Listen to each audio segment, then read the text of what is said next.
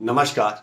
आज के लेक्चर में जैसा कि मैंने एक टॉपिक डाला है कार्डियोलॉजी इन आयुर्वेदा। इस कार्डियोलॉजी इन आयुर्वेदा को हम एक सिंपल वे में आयुर्वेद दृष्टि से समझने का प्रयास करेंगे। फिर इसकी कुछ मेडिसिन्स की तरफ चलेंगे, कुछ इसके सिद्धांतों की तरफ चलेंगे। क्योंकि वेदर कंडीशन की वजह से और भी कई ऐसी प्रॉब्लम्स थी जिसकी वजह से आपकी क्लास काफी लेट हो गई, और इसलिए इस वीडियो को मैं रिकॉर्ड करके आपके लिए डाल रहा हूं, जिससे कि अगर एज सच वेदर कंडीशन की प्रॉब्लम फिर आती है जो कि लग रहा है, तो शायद लाइव में प्रॉब्लम होगी। और साथ में इसमें वीडियो प्रेजेंटेशन भी मैं ऐड करवा दूंगा, जिससे कि आपको बहुत हेल्प मिलेगी। देखिए, सबसे पहले तो मैं आपको बता दूं कि आयुर्वेद में आचार्य सुश्रुत हमारे सर्जरी के जो हैं गुरु हैं, पितामह हैं, फादर ऑफ सर्जरी हैं। पूरी दुनिया में सभी लोग जानते हैं इस चीज को। तो आयुर्वेद में, या यूं कहें, सिंपल से समझने का प्रयास करते हैं कि एलोपैथी सिस्टम में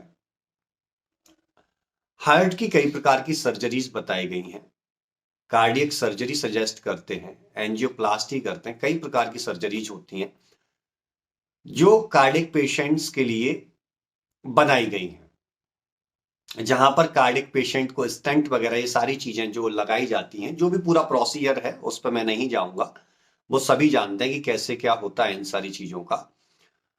तो आप एक बार गौर कीजिएगा, मैंने तो पढ़ा, काफी देखा, बट मुझे कहीं नहीं मिला। अगर आपको मिलता है तो मैसेज जरूर कीजिएगा। वैसे तो जहां तक है नहीं है, हमारी सुश्रुत संहिता में कहीं भी सुश्रुत संहिता में हृदय रोगों से संबंधित सर्जरी के बारे में विचार ही नहीं किया गया है। जरा सोचिए कि फादर ऑफ सर्जरी आचार्य सुश्रुत जी हैं, और सर्जरी के फादर आचार्य सुश्रुत, जिन्होंने बड़ी से बड़ी सर्जरियों का वर्णन किया है सुश्रुत संहिता में, और उन्होंने कार्डियक सर्जरी के बारे में, हृदय शल्य चिकित्सा के बारे में कहीं भी वर्णन नहीं किया है। पहला पॉइंट इस चीज से क्लियर होता है कि हृदय रोगों में आयुर्वेद दृष्टि से सर्जरी की आवश्यकता नहीं है। इसके कुछ एग्जांपल्स मैं आपको बता सकता हूं। एक सबसे अच्छा एग्जांपल मैं आपको बताता हूं, माधवबाग हार्ट केयर सेंटर है, जिसमें मैंने भी वहां सर्विस दी है। तो Madhavbaug heart care centre ayurvedic उपचार पद्धति से, आयुर्वेदिक चिकित्सा पद्धति से कार्डियक पेशेंट की HFRT करके एक टेक्निक है जो उन्होंने पेटेंट कराई है, काफी रिसर्च की है उस पर।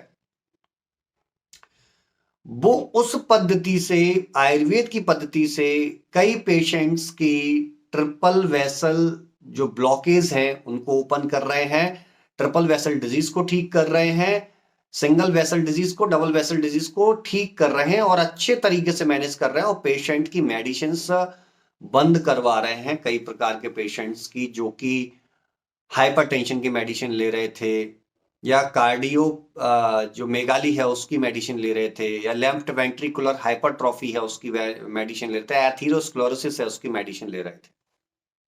तो पहले तो आपको कॉन्फिडेंट होना है कि आयुर्वेद में इसका ट्रीटमेंट है।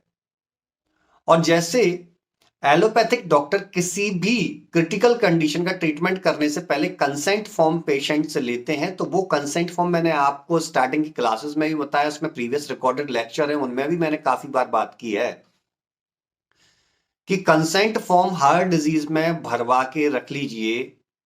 क्योंकि आप चिकित्सक हैं, आपका काम है चिकित्सा धर्म करना, चिकित्सा कर्तव्य निभाना। और ऐसा जरूरी नहीं है कि चिकित्सक से गलती होती है, हो सकता है पेशेंट से भी हो जाए, हो सकता है कंडीशन ऐसी डेवलप हो जाए। तो कोई अनहोनी यदि कोई घटना होती है तो उससे आप अपने आप को बचा सकते हैं, क्योंकि आप पेशेंट को सच के साथ कंसल्ट करें कि ऐसा ऐसा इसमें होता है, किसी भी डिजीज में ऐसा ऐसा होता है, और उस चीज को आपको मैनेज करना है। तो चलिए हम कार्डियोलॉजी इन आयुर्वेदा की तरफ चलते हैं। कार्डियोलॉजी एंड आयुर्वेदा की तरफ अगर हम चलें तो सबसे पहले हमें हृदय के स्ट्रक्चर को आयुर्वेद दृष्टि से देखना चाहिए। हृदय में बोला है, जो एक एनाटॉमी है, उस एनाटॉमी की तरफ मैं नहीं जाऊंगा, वो आप मॉडर्न साइंस से समझ लें या कहीं से समझ लें, लगभग एक ही है। अगर मैं कह दूं एक व्यक्ति के 2 हाथ हैं, 2 पैर हैं, एक मुख है, तो ये चाहे एलोपैथी हो, चाहे आयुर्वेद हो, चाहे कहीं भी हो, भैया ये सामने साक्षात दिख रहा है तो यही होगा। तो हृदय हमारा कैसा है, वो सभी हृदय पुंडरीकीर्ण सदृश्यम करके हमारे यहाँ लिखा है, उस चीज पे नहीं जाऊंगा, क्योंकि हमें बहुत ही सिंपल वे में, बहुत ही शॉर्ट तरीके से, एक अच्छे तरीके से इन चीजों को समझते हुए आगे बढ़ना है। जब हम प्रैक्टिकल उस चीज पे करेंगे, जो मैं सिद्धांत बताऊंगा, तो आपके कंसेप्ट बहुत क्लियर होंगे और आप पेशेंट्स को बहुत अच्छे से ट्रीट करते जाएंगे। और जब आप रोगी दर रोगी, प्रत्येक पेशेंट टू पेशेंट आप जब ट्रीटमेंट करते जाते हैं, तो आप नई नई चीजें सीखते हैं एक सिद्धांत के जरिए, और कई पेशेंट्स को आप ट्रीट करना सीखते हैं। तो मैं सिंपल सा बताना चाहूंगा कि हमारे हृदय का निर्माण रक्त प्लस कफसार से होता है। ये आप और हम सबको पता है, रक्त धातु प्लस कफसार से मिलकर के हमारे हृदय का निर्माण होता है। और ये रक्त और कफ में जब प्रॉब्लम आती है, तब हमारे हृदय को समस्या होती है। इतना आप सिंपल समझ लीजिए।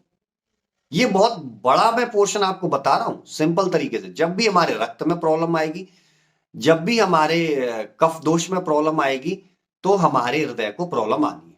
अब कैसे आनी है जरा समझते हैं। हमारे ब्लड की जो एक सांद्रता होती है, उसका एक कंसंट्रेशन होता है, वो कितना पतला होना चाहिए, कितना गाढ़ा होना चाहिए। यदि उसमें प्रॉब्लम आ गई तो बीपी बढ़ेगा। ब्लड प्रेशर बढ़ने की वजह से हार्ट पर प्रेशर डेवलप होगा। हार्ट पर प्रेशर डेवलप होने की वजह से उसको कार्डियोमायोपैथी डेवलप हो सकती है, कार्डियोमेगाली डेवलप हो सकती है, लेफ्ट वेंट्रिकुलर हाइपरट्रॉफी डेवलप हो सकती है, इजेक्शन फ्रैक्शन में प्रॉब्लम आ सकती है। तो ये सारी चीजों में प्रॉब्लम उससे डेवलप हो सकती है।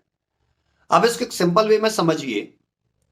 पहले ब्लड प्रेशर क्या होता है, इस चीज को मैं समझाता हूं। एक्चुअली मैं चाहता हूं कि इसको मैं 2 लेक्चर्स के अंदर लूं, और 2 लेक्चर्स, एक आज एक कल आपका लेक्चर होगा, फिर उसके बाद इसके ऊपर मैं कुछ क्वेश्चन आंसर का सेशन, Q&A सेशन रखूंगा, जो जूम पर होगा। उसके लिए आपको क्या करना है, आप यहीं पर मैसेज करेंगे, अपना व्हाट्सएप नंबर मैसेज कर देंगे, तो उस व्हाट्सएप नंबर को पर मैं लिंक सेंड करवा दूंगा जूम की। तो जूम Q&A सेशन होगा, तो इन कार्डियोलॉजी एंड आयुर्वेदा के ऊपर भी हम डिस्कस करेंगे, और साथ में प्रीवियस जो हमने वात दोष से संबंधित डिजीज हमने ली है उस पर डिस्कस करेंगे। अब जब आपके रक्त में सांद्रता बढ़ती है तो ये प्रॉब्लम आती है, या कफ दोष बहुत ज्यादा बढ़ जाता है तो आपके हृदय को प्रॉब्लम आती है। अब जरा देख लीजिए कि रक्त में सांद्रता बढ़ने का रीजन क्या है, कफ दुष्टि हो जाना। रक्त में अम्लता बढ़ जाती है तो पित्तज हृदय रोग बढ़ने की संभावना होती है, जहां पर एसिडिटी के साथ बीपी का बढ़ना, एसिडिटी के साथ बीपी का बढ़ना, गैस्ट्राइटिस के साथ बीपी का बढ़ना, चेस्ट में पेन होना, हार्ट बर्न की प्रॉब्लम होना, ये प्रॉब्लम देखने को मिलेगी। जहां पर वात दोष का इन्वॉल्वमेंट हो जाता है, आप देखिए कि उस पेशेंट को मोशन क्लियर हो रहे हैं या नहीं हो रहे हैं, लॉन्ग टर्म कॉन्स्टिपेशन तो नहीं है उस पेशेंट को, नींद कैसी आती है, प्रॉपर नींद ले रहा है या नहीं ले रहा है, ऐसा तो नहीं है कि रात को नींद ही नहीं आ रही है बिल्कुल। और पित्तज हृदय रोग में मैंने हमेशा बताया, पित्तज में निद्रा अल्पता और वातज में निद्रा नाश होता है, तो ये दोनों लक्षण आपको देखने हैं। कफज में आपको उसकी अग्नि दृष्टि देखना है। अग्नि दृष्टि आप देखेंगे तो आपको पता चलेगा कि हाँ, इस पेशेंट को कफज व्याधि हो सकती है। और जहां तक है, आप LFT लिवर फंक्शन टेस्ट कराएंगे तो वो वहां पर भी डिस्टरबेंस आपको देखने को मिलेगा। लिपिड प्रोफाइल टेस्ट कराएंगे तो वहां भी आपको देखने को मिलेगा। तो जब आपको लिवर फंक्शन टेस्ट और लिपिड प्रोफाइल दोनों में प्रॉब्लम देखने को मिला, आप समझिए पित्त और कफ का इन्वॉल्वमेंट हो रहा है। और पित्त और कफ का इन्वॉल्वमेंट होने की वजह से जो ब्लड वेसल्स हैं, उन ब्लड वेसल्स का साइज कम हो रहा है, मींस कोलेस्ट्रॉल जमा हो रहा है ट्राइग्लिसराइड की वजह से, या कोई भी आप समझ लीजिए, कोलेस्ट्रॉल में कोई भी समझ लीजिए आपको बढ़ता हुआ मिलेगा, तो आप समझेंगे कि उस पेशेंट को एथीरोस्क्लेरोसिस डेवलप होने जा रही है। यहां तक क्लियर है। आपको जो भी डाउट आया करें, आप जब भी लेक्चर लें तो उसमें आप डायरी में अपने लिखते जाएं। उन क्वेश्चंस को आप मुझे व्हाट्सएप भी कर सकते हैं और Q&A सेशन में उन क्वेश्चंस को आप पूछ सकते हैं। कई बार ऐसा होता है कि क्वेश्चंस हमें अभी ध्यान आए, बाद में हम भूल गए, तो जिस समय Q&A सेशन होंगे, अब स्टार्ट हो जाएंगे इस बार से, तो आपको डाउट नहीं रहना चाहिए, उस समय आप उन क्वेश्चंस को पूछेंगे और क्लियर करेंगे। अब हमारे हृदय को देखें। हमारे हृदय से ब्लड का फ्लो होना स्टार्ट हुआ, किसके थ्रू? हमारी ब्लड वेसल। तो हार्ट के अंदर, हार्ट हमारा ब्लड को पंप करता है, और ब्लड को पंप करने के बाद वो ब्लड वेसल्स के थ्रू, नलियों के थ्रू जाता है, हमारे ऑर्गन्स को सप्लाई करता है। जब उन नलियों के अंदर, मान लीजिए नली है जैसा कि आपको स्क्रीन पर दिख रहा होगा, इन नलियों के अंदर जब कोलेस्ट्रॉल जमा होता है या फिर ये हार्ड होने लगती हैं, तो इन ब्लड वेसल्स की सिकुड़ने और फैलने की शक्ति कम होने लगती है, और उसकी वजह से वहां उन आर्टरीज के ऊपर या ब्लड वेसल्स के ऊपर एक प्रेशर डेवलप होने लगता है। उस प्रेशर को ब्लड प्रेशर कहते हैं। और जब ये प्रेशर वापस जाकर के हार्ट पे जाता है, तो धीमे धीमे करके वहां की मसल्स पर एक प्रेशर जनरेट होता है। जिस प्रकार हम जिम में जाते हैं, डंबल उठाते हैं, डंबल उठा के हमारी मसल्स फूलती हैं, ठीक इसी प्रकार से हार्ट भी एक मस्कुलर ऑर्गन है और हार्ट की मसल्स भी फूलती हैं। उसको ही हम बोलते हैं इन्फ्लामेशन ऑफ हार्ट या मायोपैथी या एंडोकार्डाइटिस। इस प्रकार से हम इस चीज को बोलते हैं, और ये बहुत बड़ा एक इशू डेवलप हो जाता है, या फिर लेफ्ट वेंट्रिकल हाइपरट्रॉफी भी इससे जनरेट हो जाती है। अब ये जो हमने देखा कि यहां पर ये ब्लड का प्रेशर उसके ऊपर बढ़ रहा है, ब्लड वेसल्स के ऊपर, तो यहां पर एक नाइट्रिक ऑक्साइड करके एक गैस होती है, ये जो निकलती है, ये हमारी ब्लड वेसल्स की इलास्टिसिटी के लिए रिस्पॉन्सिबल होती है। कई बार हमारा खाना पीना इस प्रकार से बेकार हो जाता है, जैसा मैंने बोला, अम्लीय भोजन कर रहे हैं या पित्तवर्धक भोजन कर रहे हैं, वातवर्धक भोजन कर रहे हैं, उसकी वजह से जो हमारी ब्लड वेसल्स की ट्यूनिका मीडिया है या ट्यूनिका इंटरना है, वहां वो डैमेज हो जाती है। और वो जो ट्यूनिका मीडिया और इंटरना डैमेज होती है, तो ब्लड वेसल्स की अंदर की जो एंडोथीलियम जब डैमेज हो गई, तो वो एंडोथीलियम नाइट्रिक ऑक्साइड को निकालती है, और वो एंडोथीलियम डैमेज हो जाती है, तो इसकी इलास्टिसिटी डिस्टर्ब होने लगती है और ब्लड वेसल्स सिकुड़ना और फैलना बंद होने लगती हैं, जिसकी वजह से ये कंटिन्यूअसली ब्लड प्रेशर वापस रिवर्स होता रहता है और पेशेंट को प्रॉब्लम आती है। अब इसकी एक और थ्योरी जो है, वो थ्योरी ये है कि हमारा ब्लड जाता है किडनी के ऊपर छनने के लिए, किडनी के ऊपर छनने के लिए, तो वहां पर GFR होता है, वोमेंस कैप्सूल है, वोमेंस कैप्सूल और ग्लोमेरुलस है। यहां से ब्लड जो है कि उससे छन के फिल्ट्रेशन स्लिट्स के द्वारा छन करके नीचे आता है। तो जब ब्लड हमारा ग्लोमेरुलस से होते हुए, वोमेंस कैप्सूल से होते हुए हमारी किडनी की तरफ जाता है छनते हुए, तो इसमें कोई प्रॉब्लम नहीं आती है। लेकिन जब पेशेंट का क्रिएटिनिन लेवल या एल्बुमिन लेवल या यूरिक एसिड या यूरिया, अगर ये RFT में प्रॉब्लम दिखने लगती है, तो पेशेंट का रिवर्स प्रेशर ब्लड के ऊपर पड़ता है, और ये ब्लड प्रेशर बहुत खतरनाक माना जाता है। इसको बोलते हैं रीनल इंड्यूस्ड हाइपरटेंशन। इसी प्रकार से प्रोस्टेट इंड्यूस्ड हाइपरटेंशन भी होता है। तो हमें जब भी हम ब्लड प्रेशर का ट्रीटमेंट कर रहे हैं रोगी का, या कार्डियोमेगाली का कर रहे हैं, या लेफ्ट वेंट्रिकुलर हाइपरट्रॉफी का कर रहे हैं, या हम किसी भी हार्ट की प्रॉब्लम का ट्रीटमेंट कर रहे हैं, तो हमें सबसे पहले इन सारे निदानों को जानना आवश्यक है। हमें रोगी की लाइफ स्टाइल को जानना आवश्यक है, हमें रोगी के डाइट को जानना आवश्यक है, रोगी के मेंटल एनवायरनमेंट को जानना आवश्यक है। ये तीन चीजें सबसे ज्यादा इफेक्ट करती हैं रोगी को कार्डियक पेशेंट बनने में। जब हम जान जाते हैं कि भाई ऐसा है कि रीनल इंड्यूस्ड हाइपरटेंशन है, तो हमारी चिकित्सा का प्रोसीजर टोटल अलग हो जाता है। हमें बीपी घटाने बढ़ाने उस पर उतना ध्यान नहीं देना होता। हमें ध्यान देना होता है कि जो ये क्रिएटिनिन बन रहा है, या जो ये एल्बुमिन बन रहा है या फिर ये माइक्रो एल्बुमिन बन रहा है, ये कैसे कम किया जाए, इसको कैसे डाइजेस्ट किया जाए। तो ऐसे पेशेंट में आपको अन्य प्रकार से उस चिकित्सा उपक्रम को अपनाना होता है। यहां आप चिकित्सा करेंगे अपानवायु दुष्टि की और वृक्क दोष की। तो टोटल ट्रीटमेंट वृक्क दोष पर चला जाता है। मैं उसका भी नेक्स्ट लेक्चर में बात करूंगा। अभी फिलहाल हम देखना चाहते हैं कि कैसे कैसे हम इन चीजों की तरफ हम बढ़ते हैं और कैसे कैसे हम जो हमारा ब्लड वेसल्स के अंदर जो एथेरोस्क्लेरोसिस था उसको कैसे ट्रीट करते हैं। बाकी रीनल इंड्यूस्ड हाइपरटेंशन के लिए मैं कल लेक्चर लूंगा, उसको समझाऊंगा, क्योंकि जल्दबाजी नहीं करनी है। ऐसे पेशेंट इन सर्दियों में बहुत ज्यादा मिलते हैं और कॉन्फिडेंटली आपको ट्रीट करना है और ऐसे केसेस को लेना है, कोई दिक्कत नहीं है। जब आपने ये सारी चीजें समझ ली तो आप बिल्कुल मन से डाउट निकाल दीजिए। अब आपको क्या करना है, आपको रसायन चिकित्सा पकड़नी है और आपको रसायन चिकित्सा पकड़ने के साथ साथ सुश्रुत संहिता के जो हृदय रोग है उसको पकड़िए, चरक का पकड़िए और बागवट पकड़िए। तीनों हृदय रोगों को आप पढ़ लीजिए, उसका ट्रीटमेंट भी पढ़ लीजिएगा, उसका ट्रीटमेंट भी आप पढ़ लीजिएगा। बहुत जल्दी मैं आपको बता रहा हूं, बहुत जल्दी संहिता सार की क्लास स्टार्ट होने वाली है, जो मॉर्निंग में लगभग 6 बजे से होगी और उसकी टेलीग्राम लिंक मैं आपको शेयर कर दूंगा। आप जो मेरा व्हाट्सएप नंबर है उस पर मैसेज करिएगा और उसके थ्रू आप वहां से और डिटेल में हम जो द्रव्य होते हैं और बेसिक फंडामेंटल्स और कितने हैं उन सारी चीजों को भी हम सीखेंगे। लगभग 2-4 दिन के अंदर स्टार्ट हो जाएगी वो क्लास।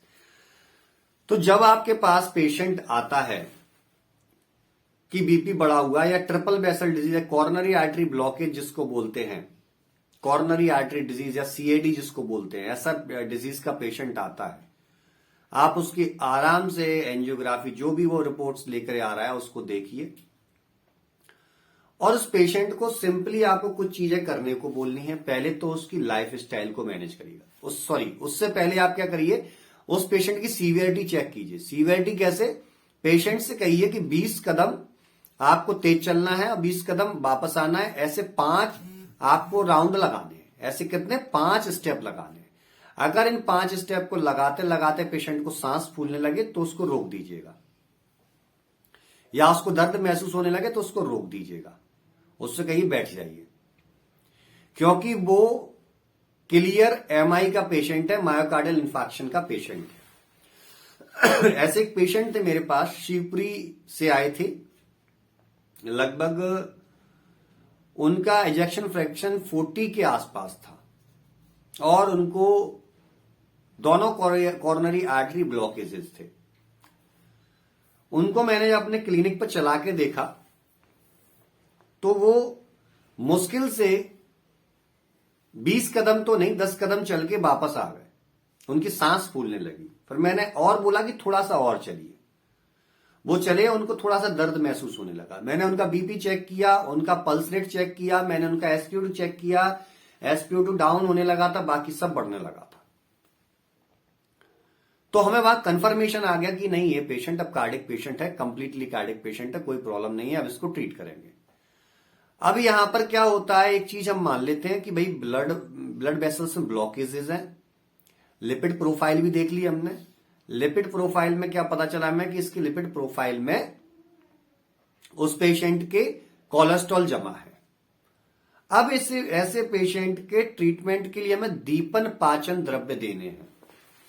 दीपन पाचन द्रव्य और एक एंटी हाइपरटेंशन के लिए कोई सी मेडिसिन आप चला सकते हैं, सर्पगंधा घनबटी चला सकते हैं, या मैं सबसे अच्छी जो मानता हूं जिसमें कोई प्रॉब्लम नहीं चलाने में, कार्डोकाल्म करके नागार्जुना कंपनी की आती है, कार्डोकाल्म। तो उस कार्डोकाल्म को आप चलाइए, नागार्जुना कंपनी की। 2 सुबह के टाइम पे चला दीजिए, थोड़ा नाश्ता करने के बाद 2 सुबह। उसका नमक साल्ट इंटेक आप कम कराइए। पेशेंट बोलता है आपके पास आकर कि नहीं साहब, हम नमक नहीं खाते हैं ज्यादा और ये सारी चीजें। रिसर्च डेटा के अकॉर्डिंग बताया गया है कि एक व्यक्ति को दिन भर में 5 ग्राम से ऊपर नमक नहीं खाना है, और मैं तो कहता हूं कि 3-3.5 ग्राम से ऊपर नहीं खाना है। अब वो कहता सब्जी में हम इतना थोड़ी खा रहे हैं। देखिए आजकल नमक हर चीज में, कई सब्जियों के अंदर नमक है, आलू के ऊपर है, आलू पे आप आयोडीन साल्ट डालिए, वो ब्लूइश कलर का हो जाएगा क्योंकि वो NaCl से रिएक्शन कर जाएगा। चिप्स खाता है इंसान, उसके अंदर है। सॉस खा रहा है, उसके अंदर है। पिज्जा खा रहा है, उसके अंदर है। बर्गर खा रहा है, उसके अंदर है। समोसा खा रहा है, उसके अंदर है। नमकीन खा रहा है, उसके अंदर है। मूंगफली खा रहा है, उसके अंदर है। इसके अलावा वो रोटी सब्जी तो खा ही रहा है, उसमें तो नमक आ ही रहा है। तो ये सारी चीजों की वजह से थोड़ा थोड़ा थोड़ा थोड़ा करके वो नमक बॉडी के अंदर बहुत ज्यादा जाता जाता है, और वो नमक जा करके वाटर को स्टोर करने की कैपेसिटी होती है, नमी को सोखने की क्षमता होती है, और ब्लड को वो रोक लेता है। ब्लड रिजर्वॉयर की तरह काम करता है। ब्लड को जब रोक लेता है वो, तब उस समय जाकर के उसका ब्लड वॉल्यूम बढ़ने लगता है। यानी पानी को जब रोक लिया उसने तो वो ब्लड वॉल्यूम बढ़ने लगा। ब्लड वॉल्यूम बढ़ने लगा तो ब्लड प्रेशर भी बढ़ने लगता है। दूसरा, आप उस पेशेंट को एक एक्सरसाइज सिखाएंगे कि उसको सुबह क्लैपिंग करनी। क्लैपिंग करने का तरीका मैं आपको बताऊं कि ये आपकी पाम है और ये बीच का जो मिड पॉइंट है, यहां आपको पहली उंगली ऐसे नहीं, ऐसे करना है। वो आपको दिखाने के लिए ऐसे कर रहा हूं, ऐसे करना है। 1 2 3 4 5, फिर 2 उंगलियों से 1 2 3 4 5, फिर 3 उंगलियों से 1 2 3 4 5, फिर 4 से 1 2 3 4 5, और फिर 5 से 1 2 3 4 5, ऐसे इससे करना है। फिर उसके बाद ऐसे करके 1 2 3 4 5, ये आपको 5 स्टेप करवाने हैं मॉर्निंग में और इवनिंग में। इससे क्या होता है कि हमारे एंड ऑर्गन्स, एंड पार्ट होते हैं ये, यहां तक हार्ट को पंपिंग करनी होती है, जिससे हार्ट एक मस्कुलर ऑर्गन है, उसको अगर हेल्थ प्रोवाइड करनी है तो ये यहां तक ब्लड पंप करेगा और उसकी हेल्थ बढ़ेगी।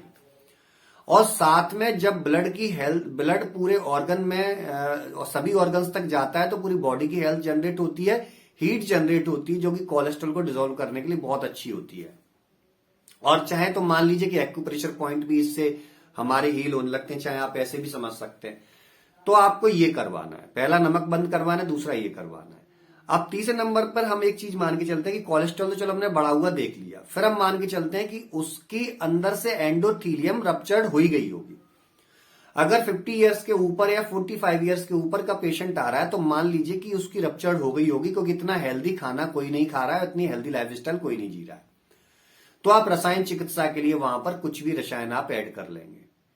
कोशिश कीजिए कि रसायन चिकित्सा में आप खुद से ही बनाएं। अर्जुन चूर्ण ले लीजिए 1 ग्राम, आप उसमें आमल की चूर्ण ले लीजिए 2 ग्राम, आप मुलेठी चूर्ण ले सकते हैं या फिर बचा चूर्ण ले सकते हैं, जटामांसी चूर्ण ले सकते हैं। ये 1-1 ग्राम की मात्रा में लगभग 3-4 ग्राम के आसपास उस व्यक्ति को रोज खाने के बाद आपको गुनगुने पानी से देना है, या फिर इसका काढ़ा बना के पी ले, काढ़ा बना के पी ले। जब ये अंदर जाता है सबसे अच्छा होता है विटामिन सी, विटामिन सी। और एक चीज और मैं कहता हूं, अगर ये भी ना कर पाए तो सबसे अच्छा है कि 3 चीजों को मिक्स कर लें बराबर बराबर मात्रा में। गिलोय और आमल की ये बराबर मात्रा में, या आमल की का अनुपात आप गिलोय से दुगना ले सकते हैं, और हरिद्रा का आप 1/4 पार्ट ऑफ 1 टीस्पून, 1 चम्मच का 1/4 भाग आपको लेना है, और ये आपका एक सिंगल डोज बन जाता है। इसी डोज में आप जब माप लें उसको कि 15 दिन का डोज कितना बनाना है, तो सुबह शाम उसको ये डोज आप देंगे।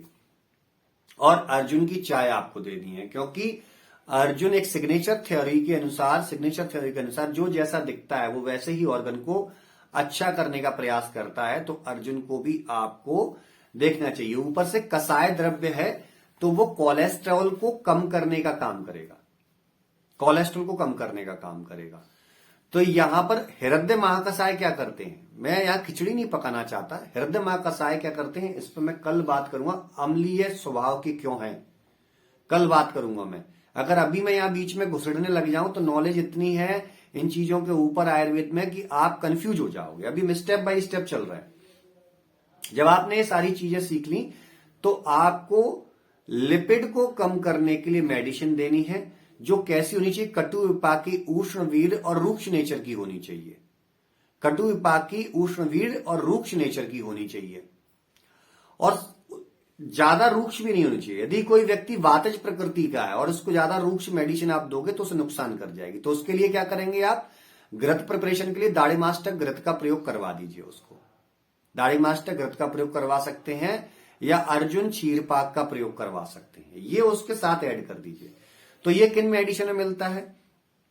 हमारे यहाँ पर नवक गुग्गुल के अंदर है, हृदयार्णव बटी के अंदर है, जो हृदयार्णव बटी है, और मुझे एक नाम ध्यान नहीं आ रहा, रसौषधि है, उसका मैं आपको बता दूंगा। उसके साथ साथ पेटेंट में किनके पास है? पेटेंट में हमारे ट्रिगोनिल टैबलेट है, लाइपोनिल टैबलेट है वैद्यरत्नम की, उसके अंदर है। और कार्डोकाल आप एज अ बीपी को डाउन करने के लिए आप दे सकते हैं। जब आप ये देते हैं तो वो कोलेस्ट्रॉल प्रोफाइल को प्रॉपरली ठीक करना शुरू कर देती है। कोलेस्ट्रॉल प्रोफाइल डाउन आने लगती है, उसके ब्लड वेसल्स के अंदर जो कोलेस्ट्रॉल जमा हुआ था, देखिए एचडीएल होता है हाई डेंसिटी लिपिड लाइपोप्रोटीन, वो हमारी सेल्स के लिए अच्छा होता है क्योंकि वो सेल्स की रिपेयरिंग करता है। लेकिन एलडीएल, वीएलडीएल, कोलेस्ट्रॉल, ट्राइग्लिसराइड, ये सारी चीजें होती है बैड कोलेस्ट्रॉल, ये हमारी सेल्स को डैमेज करने के लिए रिस्पॉन्सिबल होती है, इसलिए इनकी मात्रा कम होनी चाहिए, एचडीएल की मात्रा ज्यादा होनी चाहिए। तो आप जब पेशेंट को देखते हैं तो उसकी प्रोफाइल को इन चीजों से भी देखें। रसायन चिकित्सा में जो मैंने आपको बताया, ग्लोए, हरिद्रा और आमल की और पार्थाद्यरिष्ट या अर्जुनारिष्ट का प्रयोग करा दीजिए, अर्जुन क्षीरपाक का प्रयोग करा दीजिए, दाड़माद्य ग्रत का प्रयोग करा दीजिए। जब ये आप पेशेंट को देते हैं और उससे धीमे धीमे बोलिए कि फिजिकल एक्टिविटी बढ़ाइए, भैया आपकी फिजिकल एक्टिविटी नहीं थी, इसकी वजह से आज आप यहां आए हो। क्योंकि आचार्य सुश्रुत ने बोला है जिन जगहों पर रक्त का प्रवाह अच्छा होता है वो व्यक्ति दीर्घायुष्य होता है, वो व्यक्ति दीर्घायुष्य होता है। तो ऐसे पेशेंट को आपको लॉन्ग वॉक करने के लिए बोलना है कि आप थोड़ा चलना शुरू कीजिए, ब्रिस्क वॉक करने के लिए, ताली बजाने के लिए बोलिए, और उसको शवासन करने के लिए बोलिए, शवासन करने के लिए बोलिए कि उसको आराम से रिलैक्स कंडीशन में बैठ जाना है। और यदि शवासन वो नहीं कर पा रहा तो आप एक उसका ऑनलाइन, ऐसे पेशेंट्स के ऑनलाइन सेशन आप मॉर्निंग में करना शुरू कर दीजिए, 15 मिनट उनको हीलिंग के लिए ले जाना शुरू कर दीजिए, मेंटल डिटॉक्स की क्लास उनकी लेना शुरू कर दीजिए। ऐसे कई पेशेंट हैं कि जब आप उनका मेंटल डिटॉक्स आप करना स्टार्ट करेंगे तो आपको डेफिनेटली बहुत अर्निंग भी होगी और ऐसे पेशेंट को बहुत ज्यादा रिजल्ट भी मिलते हैं। तो ये मैंने आपको सिर्फ एक पैरामीटर बताया कि यह रक्त और कफ से। अब जरा समझ लें, एक मैं आपको जाते जाते एक हिंट देके जा रहा हूं जिस पर आप विचार कीजिए। कल मैं इस क्वेश्चन को पूछूंगा कि कोविड के पेशेंट जो थे या जिनको कोविड वैक्सीन लगी है, क्या उनको हार्ट अटैक आने चाहिए, या जो आज नई उम्र के लड़कों को अटैक आ रहे हैं उसका कुछ लेना देना है हार्ट अटैक से? कोविड जिनको हुआ था उनका, या जिनको कोविड वैक्सीन लगी थी, या किसी ने कोरोना के पेशेंट्स देखे हो आपने, मैंने तो लगभग 1 से 1,500 पेशेंट्स को देखा, वहां पर मैंने उनकी रिपोर्ट्स देखी तो उनकी सीबीसी की रिपोर्ट में आरबीसी बहुत कम हो रही थी, रक्त धातु दुस्ती मिल रही थी, और रक्त से निर्मित होने वाले ऑर्गन्स को अगर हम देखें तो यकृत रक्त फेन से निर्मित, किडनी रक्त और मेद सार से निर्मित, हृदय रक्त और कफ सार से निर्मित, और लिवर रक्त से निर्मित। ये चारों ऑर्गन ही फेल्यूर हो रहे थे, मल्टी ऑर्गन फेल्यूर के केस देखने को मिल रहे थे कोविड में, चारों ऑर्गन ही डैमेज हो रहे थे, बीपी बढ़ रहा था, डायबिटीज बढ़ रही थी, किडनी फेल्यूर हो रही थी, पैरों में स्वेलिंग आ रही थी, लंग्स की तो ऐसी की तैसी हो रखी थी, आप समझ लीजिए। तो इनका आपस में क्या संबंध है?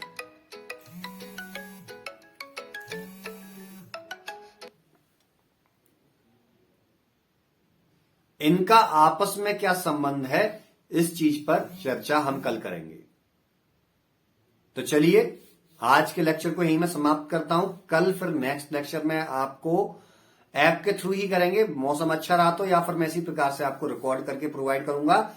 जो हमारा नेक्स्ट Q&A सेशन रहेगा वो जूम लाइव रहेगा। तो चलिए, नमस्कार।